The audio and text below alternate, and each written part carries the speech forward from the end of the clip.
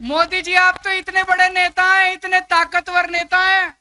मैंने दिल्ली में और पंजाब में फ्री बिजली करी, आप पूरे देश में फ्री बिजली करो ना, तब तो आपका बड़प्पन है।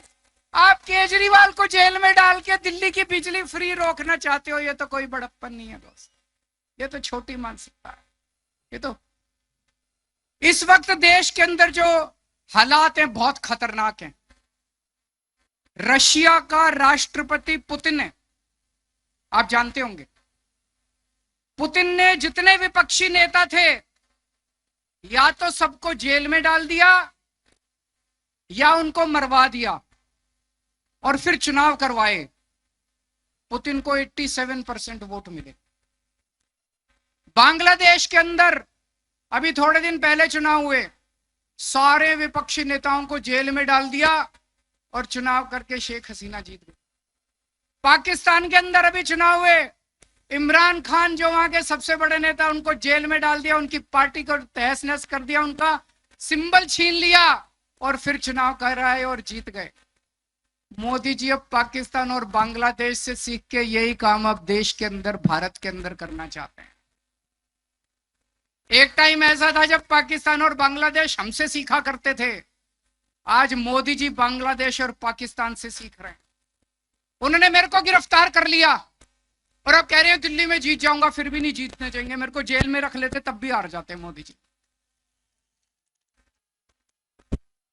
इन्होंने मेरे को गिरफ्तार कर लिया, मनीष सिसोदिया को गिरफ्तार कर लिया, सत्येंद्र जैन को गिरफ्तार कर लिया, कांग्रेस पार्टी के बैंक अकाउंट फ्रीज कर दिए।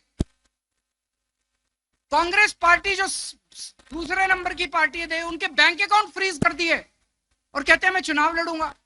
अब आम आदमी पार्टी के बैंक अकाउंट फ्रीज करना चाहते हैं। शिवसेना को चोरी कर लिया, जो अभी संजय सिंह ने कहा, शिवसेना के 2 टुकड़े कर दिए, एनसीपी के 2 टुकड़े कर दिए, ममता दीदी के कितने मंत्रियों को गिरफ्तार कर लिया, स्टालिन के कितने मंत्रियों को गिरफ्तार। ऐसे चुनाव लड़ोगे और जीतोगे?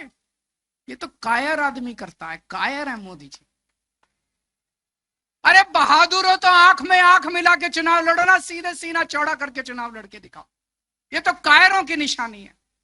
इस तरह तो देश के जनतंत्र को खत्म कर रहे हैं, बाबा साहब अंबेडकर के संविधान को खत्म कर रहे हैं लोग।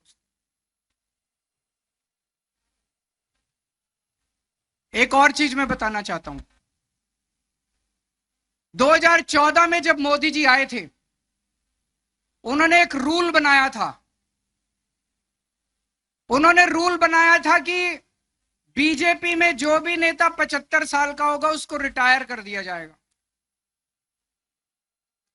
ये रूल बना के उन्होंने अडवाणी जी को रिटायर कर दिया, मुरली मनोहर जोशी जी को रिटायर कर दिया, सुमित्रा महाजन को रिटायर कर दिया, यशवंत सिन्हा को रिटायर कर दिया।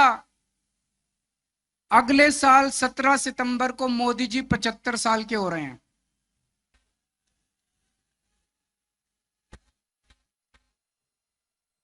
तो जाहिर तौर पे मोदी जी भी रिटायर होंगे।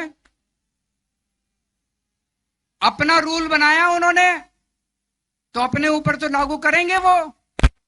जब मैंने बोला थोड़े दिन पहले, पता नहीं आपने देखा कि नहीं देखा, मैंने थोड़े दिन पहले बोला कि अगली साल मोदी जी रिटायर होंगे और अमित शाह को प्रधानमंत्री बनाएंगे, तो सारे बीजेपी के नेता चढ़ गए, नहीं नहीं मोदी जी रिटायर नहीं होंगे, नहीं नहीं मोदी जी रिटायर नहीं होंगे। मोदी जी ने नहीं बोला कि मैं रिटायर नहीं होऊंगा, मोदी जी रिटायर होंगे और अमित शाह को बनाएंगे प्रधानमंत्री। तो इस साल जो वो वोट मांग रहे हैं मोदी जी, वो अपने लिए वोट नहीं मांग रहे, वो अमित शाह को प्रधानमंत्री बनाने के लिए वोट मांग रहे हैं।